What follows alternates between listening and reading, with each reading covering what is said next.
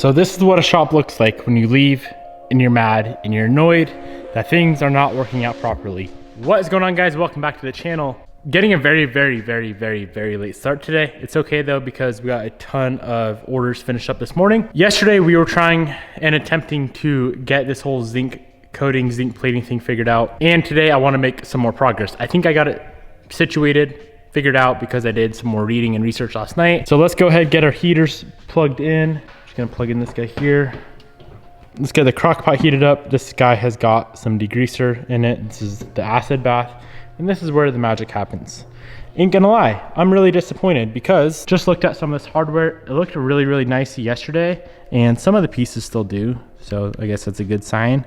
Like this bowl right here looks immaculate. Could look a little bit better. I would say that's like a 99%. That one's good. But something like this, I don't know what happened here.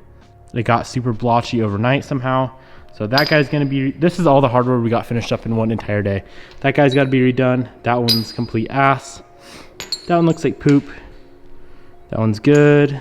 Yeah, you get the point. About 50% of this hardware is trash and has to be redone. Like I said, I did some research and reading online last night, watched more videos, went ahead, talked to my brother Cameron this morning, who has zinc plated quite a few times in the past, and this is actually his kit. And one common thing that we kind of decided and I wanted to try was using thicker wire. This is 20 gauge wire, so there may not be enough power to flow through this wire into some of the bigger pieces. It seems like a lot of the big hardware didn't really turn out properly. So we have, that's more 20, what's this here? This is 18 gauge. It might work a little bit better. I was kind of looking for like some 16 gauge, so I'm at the, oh, here we go, right here. 16 gauge wire. I'm gonna try this on a few pieces, and I also have a much better understanding of how all this works. A few of the things we were doing yesterday were completely wrong. Sandblast using glass bead. They come out nice and shiny. Gonna go in the crock pot, 5 minutes at about 150 to 200 degrees. Pull them out of there, rinse them off in just distilled water. 2 to 3 seconds in the acid bath, rinse them off again, and then they have to go in here for 20 minutes. I was only doing like 5 minutes. So I think that is one of our biggest issues. I don't want to zinc coat all day or zinc plate all day. So I'm gonna do a few pieces here and there, see if we can get this whole thing figured out and working properly. And then I want to start putting stuff back on the car. We have spent so long recoating and replating pieces that I'm sure you guys are getting super bored of that. And I'm not gonna lie, I am too. There's only so much stuff you can Cerakote and powder coat before you just kind of get burnt out. Everything you see right here, ready to go back on the car. We have our rear differential over here. This thing is freaking beautiful. This guy's ready to go back on the car. You cannot beat that nice ink black and Cerakote look. Zinc plated hardware, all those pieces turned out nice. We do have to zinc just that top little breather valve guy. So we gotta get that done. That can go back in the car. And then we have so much stuff. We have a whole white line bushing kit. We have brake shoes, wheel bearings, ton of new parts to make this thing 100% perfect.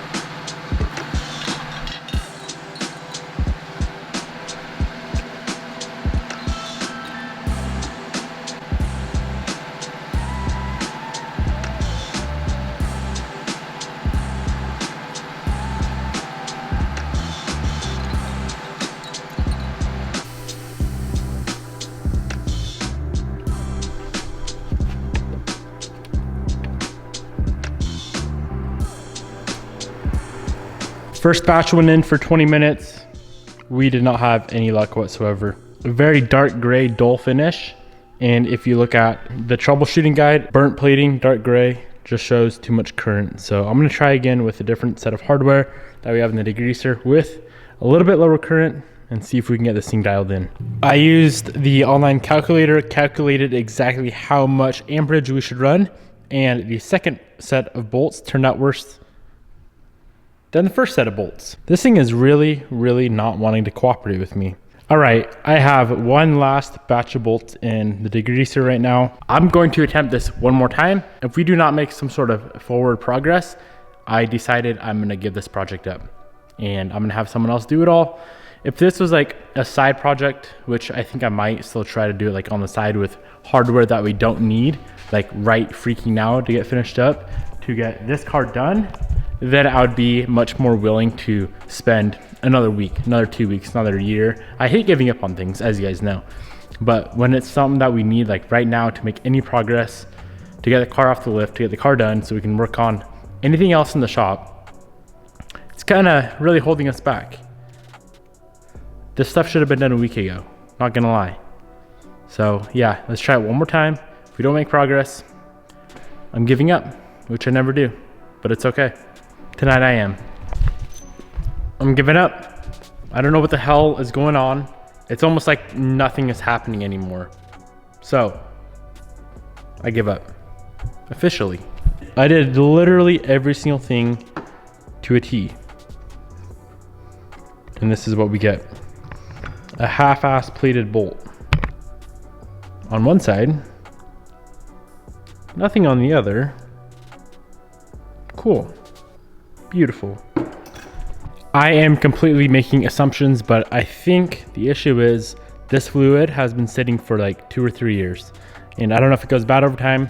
That's the only variable that we cannot mess with, is this actual fluid itself. So the only shitty part is now we have to wait at least a week to make any sort of progress on the Evo 8, because the only thing we can really do is put on like the brake lines, run some fuel line, and that's about it. We can't install anything obviously without hardware. Makes you want to cry. All right guys, it's the next day. This morning went and dropped off all of the hardware at a local zinc plater. They said 6 to 8 days, 6 to 8 business days. So I'm hoping within a week, we should have this car done. I was trying to get it done by the end of this week, and we definitely could have, but it is what it is. Life must go on. Now there is still some things that we can get done. We can do all of, let's see, we have the brake lines we can install. We have all the fuel lines we can run. There's some brackets that we need to modify. Let me run outside and I'll show you guys what I'm talking about. I want to make this super nice and clean, especially now that we have all the time in the world to get this done. So factory, everything runs on these little brackets right here. I think it goes brake line, fuel line, fuel line, fuel line. I still want to use these for the factory brake lines, but I'm just going to trim them down a little bit and move them as close to the frame rails as possible. And then I think I'm just going to powder coat the brackets black. These plastic things will pop off there. Powder coat those guys black. So these here are the fuel lines. We don't need those anymore. We don't need those. These guys here are the brake lines, so we got to get those cleaned up. We can get those back on the car. And then of course for fuel lines, we have the -8 feed, -6 return. So of course we're not going to be using factory fuel lines in the car. And then there's some other bushings that we can get in to the control arms. We have wheel bearings we can press in. I just want to get as much done as possible, so when the hardware does show back up, we're not lagging behind on other things that we could have got done. First up, let's get these brake lines cleaned up and get them back on the car. There are some little tabs, these guys right here, because there's some rubber on there. So it's either we just replace them, don't run them, or we can do a quick sandblast and just paint them black with some rattle can. So I think that's the option I'm going to choose.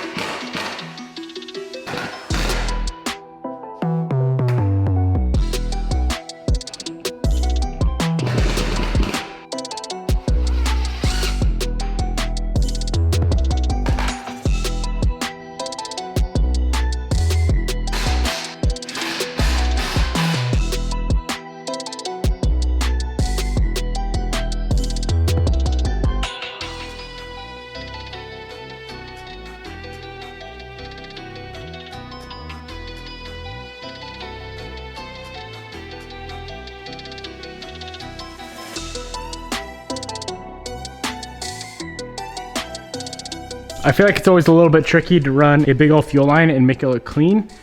So we can't finish it up till we get the tank in the car, but this is what we got so far. This guy over here is the return, and then brake lines are in the center, and then the feed, this big one here, is on the outside. We were able to utilize the factory brake line mounts, and then the radium filter there, and then everything runs back up into the bay. So I think that turned out really nice. I'm excited. It looks much cleaner than it did before. Hell yeah, I like it.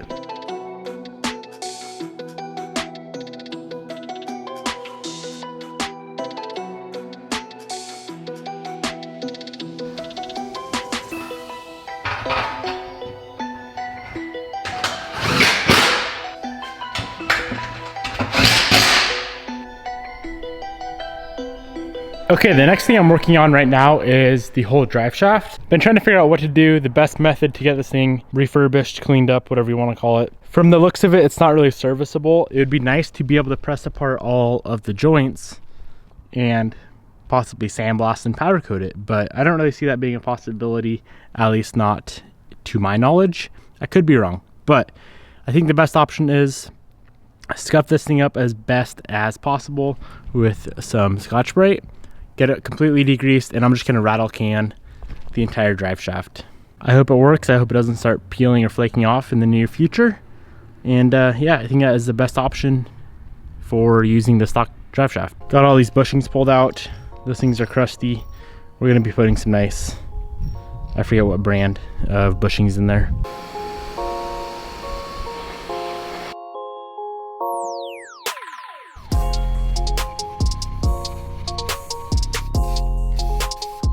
While that stuff dries, let's move on to some press work. So we have to press on the new bearings. So I believe these guys are gonna sit right on here, just like that. They gotta go on 100% perfectly straight. So let's move this setup over to the press and see if we can't get these things on.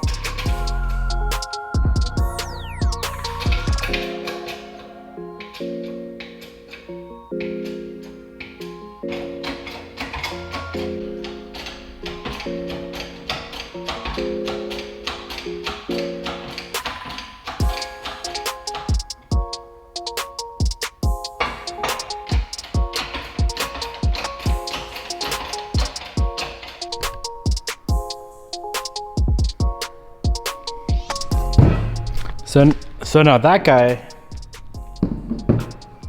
don't mind the rust. They've been sitting for a little bit, but that is gonna sit right there.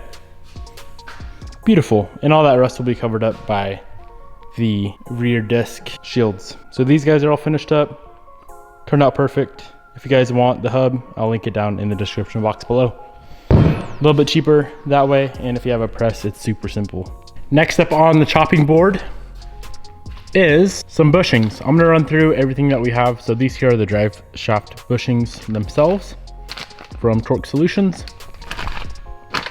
And we have a bunch of other stuff as well, and a big old white line kit right there.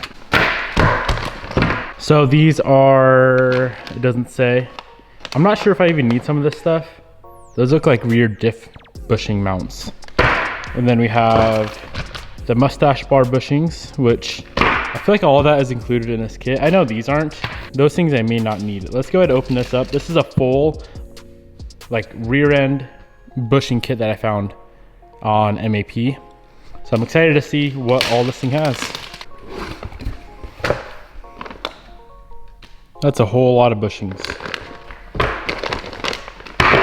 Literally every bushing in the rear end, I believe, is in this box. So I do not think I need those things. There's gonna be quite a bit of pressing going on. These things have to be pressed in. These look like they are the mustache bar. Not sure what those are. I'll probably Google each part number just because they're not labeled. If you just Google this part number right here, it'll pop up on Whiteline's site and it'll show you exactly where each of these bushings go, which is super nice. And by the way, if you're gonna do this, I would recommend buying the kit. I saved hundreds of dollars by just buying the entire kit. I was gonna source them out each one by one, and then I noticed this kit and it was like $200 or $300 cheaper versus, because look at this. Just this one is $75.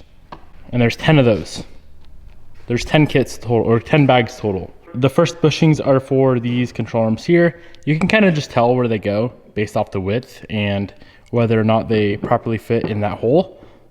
LOL. And the cool thing about this is these inserts pop right into there, and they included some grease. So a couple years down the road, we could always pull this whole entire thing back apart, re-grease everything if needed. There's like some knurling inside. If my camera will focus, you guys see that knurling? So that'll kind of hold the grease in place, which is gonna be really nice. While we're waiting on the drive shaft to finish drying, I'm just gonna run through and start pressing in bushings. Let's see if we can get all of these in without messing anything up. That'd be ideal.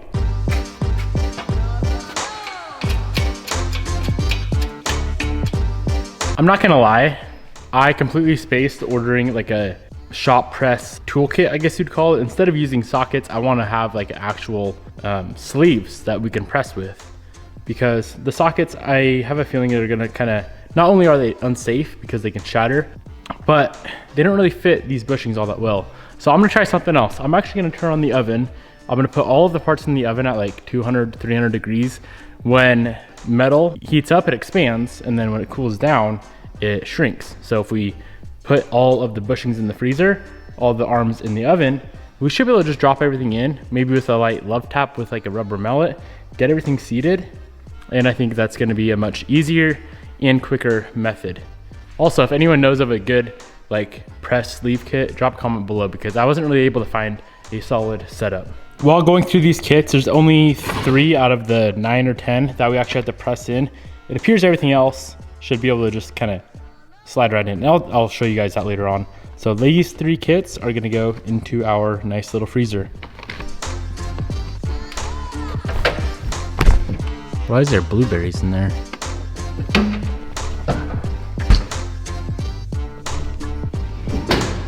All right, we got the first upper control arm assembled. We still have to install that little ball joint, but we got the 2 white line bushings in. These things are so freaking handy. Let me show you guys how I went about it. So this one right here is a little bit more difficult to get in. I simply just put a tiny bit of grease on this edge right here, pounded it through, and then you have to also pound this guy in. Before I put this guy in, I lubed it up with this white line lube. This side is super simple. The bushing is cut in half, so you put one side in, put the other side in, grease it up, throw the steel sleeve through, and you're done.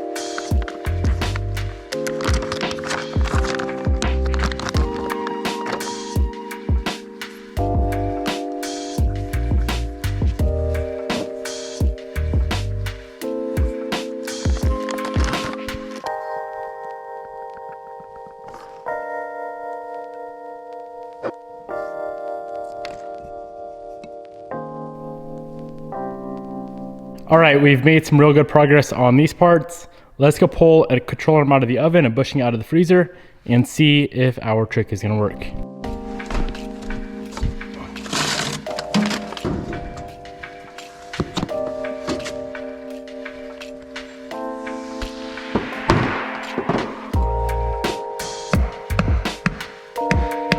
Our idea did not work. So I'm gonna leave the stuff in the oven for a little bit longer, stuff in the freezer for a little bit longer. Try it again. If it doesn't work, I'm gonna leave the stuff in the freezer overnight so it's got maximum shrinkage, and then just put the parts back in the oven for like 10 minutes. But in the meantime, I DB tuned the data log of the FRS. Being that we got that fuel pressure issue situated and figured out with the fuel pump, now our AFRs were way off. So we're pretty much done data logging and tuning for pump gas. I think this may be the last data log for pump gas. And then we go to E85, but this clutch is already slipping pretty bad. So I guess we'll see.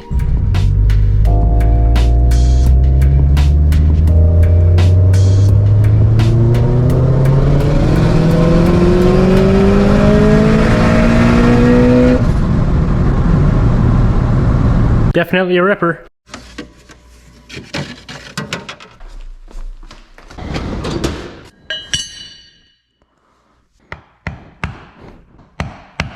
I'm gonna leave those bushings in the freezer overnight. Hopefully tomorrow morning we can come out here, and just drop those bushings right in. That's what I'm hoping for. Overall, really excited with the progress. Don't mind this guy, but super excited with the progress we made on the Evo today. Starting to reassemble everything. This was definitely the most fun part. Coding and all that stuff is fun, but the assembly process, seeing all of the hard work come together, most definitely the best part. Anything and everything that we used in today's video will be linked down in the description box below. I hope you guys enjoyed. Peace out, my friends. I'll see you guys tomorrow.